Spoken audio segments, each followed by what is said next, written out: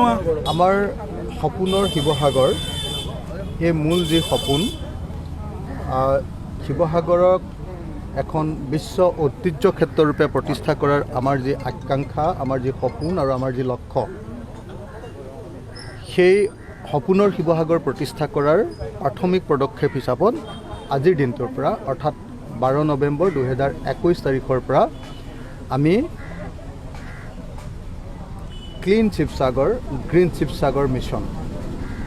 নামৰ এটা অভিযান আৰম্ভ কৰিছোঁ। এই ক্লিন শিৱসাগৰ গ্ৰীণ শিৱসাগৰ অৰ্থাৎ পৰিষ্কাৰ শিৱসাগৰ সেউজ শিৱসাগৰ আমাৰ যি অভিযান আমাৰ যি মিছন সেই মিছনৰ জৰিয়তে আমি এমাহ অথবা তাতকৈ বেছি সময়ৰ ভিতৰত শিৱসাগৰ নগৰখনক পৰিষ্কাৰ কৰাৰ কাৰণে সিদ্ধান্ত গ্ৰহণ কৰিছোঁ। শিৱসাগৰ নগৰখন পৰিষ্কাৰ কৰাৰ ভিতৰত আমি ঠিক কৰি লৈছোঁ যে শিৱসাগৰৰ য'তে ত'তে য'ত যিবিলাক জাবৰ জোঁথৰ পেলোৱা হৈছে সেইবিলাক আমি প্ৰথমতে পৰিষ্কাৰ কৰিম। তাৰ পাছত ডাম্পিং গ্ৰাউণ্ডটো যিবিলাক নেশ্যনেল হাইৱেৰ ওপৰত ডাম্পিং গ্ৰাউণ্ডৰ জাবৰ পৰি আছে আমি সেইখিনি বস্তু এক্সকেভেটৰ লগাই সেইখিনি বস্তু আমি ডাম্পিং গ্ৰাউণ্ডৰ ভিতৰলৈ নিবলৈ চেষ্টা কৰিম। 3 নম্বৰটো নলা নৰ্দমাবিলাক আমি সম্পূৰ্ণৰূপে চাফা কৰিম। আৰু 4 নম্বৰটো হ'ল যে শিৱসাগৰখনত যি ব্যাপক ৰূপত য'তে য'তে গাৰ্বেজবিলাক পৰি আছে ক'ৰবাত লোহাৰৰ ডাঙৰ ডাঙৰ খুঁটা পৰি আছে ক'ৰবাত কংক্ৰিটৰ খুঁটা পৰি আছে ক'ৰবাত জংঘল হৈ আছে এই আটাইবিলাক চাফ চিকুণ কৰি অহা এমাহ বা 2 মাহৰ ভিতৰত শিৱসাগৰখনক এখন পৰিষ্কাৰ নগৰৰূপে প্ৰতিষ্ঠা কৰিবৰ কাৰণে আমি চেষ্টা কৰিব খুজিছোঁ। এই 4টা মূল কম্পনেণ্ট লৈ আমি ক্লিন শিৱসাগৰ গ্ৰীণ শিৱসাগৰ এই অভিযান বা মিছন আৰম্ভ কৰিব খুজিছোঁ। এই ক্লিন শিৱসাগৰ গ্ৰীণ শিৱসাগৰ এই যিটো মিছন সেই মিছনটো আমাৰ ৱৰ্ল্ড হেৰিটেজ চাইট বা বিশ্ব ঐতিহ্য ক্ষেত্ৰৰূপে শিৱসাগৰক প্ৰতিষ্ঠা কৰাৰ যি লক্ষ্য সেই লক্ষ্যৰ প্ৰথম বা প্ৰাথমিক পদক্ষেপ। এইটো ফাৰ্ষ্ট ষ্টেপ। আমি আপোনালোকে সকলোৱে জানে যে ইতিমধ্যে অসম বিধানসভাত বিধায়ক হিচাপে শিৱসাগৰক বিশ্ব ঐতিহ্য ক্ষেত্ৰৰূপে প্ৰতিষ্ঠা কৰিবৰ কাৰণে প্ৰস্তাৱ গ্ৰহণ কৰিছিলোঁ আৰু সেই প্ৰস্তাৱৰ পাছতেই অসম বাজেটত বিত্তমন্ত্ৰী শ্ৰীযুতা অজন্তা নেওগ ডাঙৰীয়ানীয়ে শিৱসাগৰক ঐতিহ্য সংৰক্ষণ নামৰ এটা সৰু চেপ্টাৰ সৰু এটা ষ্টেঞ্জা তেওঁ বাজেটত ৰাখিছিল। বিধায়ক হিচাপে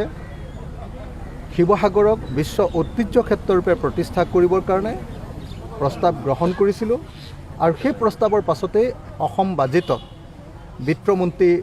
শ্ৰীযুতা অজন্তা নেওগ ডাঙৰীয়ানীয়ে শিৱসাগৰক ঐতিহ্য সংৰক্ষণ নামৰ এটা সৰু চেপ্টাৰ সৰু এটা ষ্টেঞ্জা তেওঁ বাজেটত ৰাখিছিল। তাৰে আঁত ধৰি আমি এতিয়া শিৱসাগৰখনক বিশ্ব ঐতিহ্য ক্ষেত্ৰলৈ আগুৱাই নিবৰ কাৰণে প্ৰথমতে ৰাজ্যিক ঐতিহ্য ক্ষেত্ৰৰূপে তাৰপাছত ৰাষ্ট্ৰীয় ঐতিহ্য ক্ষেত্ৰৰূপে ইয়াক যাতে ঘোষণা কৰিব পাৰি যাতে ৰাষ্ট্ৰীয় পৰ্যায়ত আৰু ৰাজ্যিক পৰ্যায়ত শিৱসাগৰৰ গুৰুত্ব বৃদ্ধি পায় যাতে ইয়ালৈ পৰ্যটকসকল আহিবলৈ আৰম্ভ কৰে। সেইকাৰণে দ্বিতীয় ষ্টেপ হিচাপত আমি অসম চৰকাৰৰ ওচৰত ৰাজ্যিক ঐতিহ্য ক্ষেত্ৰ আৰু ৰাষ্ট্ৰীয় ঐতিহ্য ক্ষেত্ৰৰূপে প্ৰতিষ্ঠা কৰাৰ কাৰণে আগবাঢ়ি যাম। আৰু আপোনালোকে সকলোৱে জানে যে ইতিমধ্যে চৰাইদেউক 2014 চনত ইউনেস্কোৱে 2014 চনতে ইউনেস্কোৰ হেৰিটেজ চাইটৰ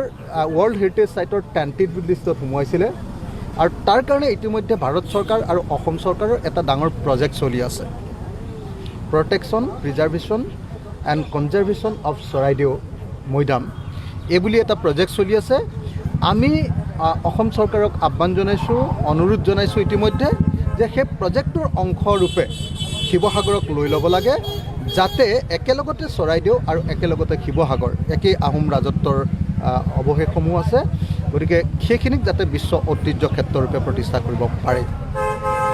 গতিকে মই এই মুহূৰ্তত শিৱসাগৰবাসী ৰাইজক শুভেচ্ছা জনাইছোঁ আৰু অভিনন্দন জনাইছোঁ যাতে আমি সকলোৱে মিলি শিৱসাগৰবাসী ৰাইজে শিৱসাগৰখনক এখন সুন্দৰ আৰু সেউজ শিৱসাগৰ ৰূপে গঢ়ি তুলিব পাৰোঁ। তাৰ কাৰণে পাব্লিক পাৰ্টিচিপেশ্যন চিটিজেনসকলৰ নাগৰিকসকলৰ যিটো অংশগ্ৰহণ সেই অংশগ্ৰহণৰ কাৰণে মই নিজে এই চাফাই অভিযানটোত এমাহ ধৰি থাকিব খুজিছোঁ নাগৰিকসকলৰ লগত কথা পাতিব খুজিছোঁ আৰু নাগৰিকসকলে যাতে জাবৰবিলাক আমাৰ ঐতিহাসিক ঠাইসমূহত দলি মাৰি নেপেলায় যেনেকৈ ধৰক আজি আমি য'ত আৰম্ভ কৰিছোঁ এইটো হ'ল সকলোৱে জানে আমাৰ ঐতিহাসিক যমুনাত গোটেই জাবৰবিলাক পেলাই ইয়াক ডাষ্টবিনত পৰিণত কৰা হৈছে গতিকে ঐতিহাসিক যমুনাখনক চাফ চিকুণ কৰি আমি শিৱসাগৰক ঐতিহ্য আৰু গৰিমা আৰু আমাৰ অভিমান বৃদ্ধি কৰিব লাগে সেই কামটো আৰম্ভ কৰিছোঁ গতিকে এই ক্ষেত্ৰত আমি সকলো মানুহৰ সহযোগিতা সকলো নাগৰিকৰ সহযোগিতা লাভ কৰিবৰ কাৰণে আশা প্ৰকাশ কৰিছোঁ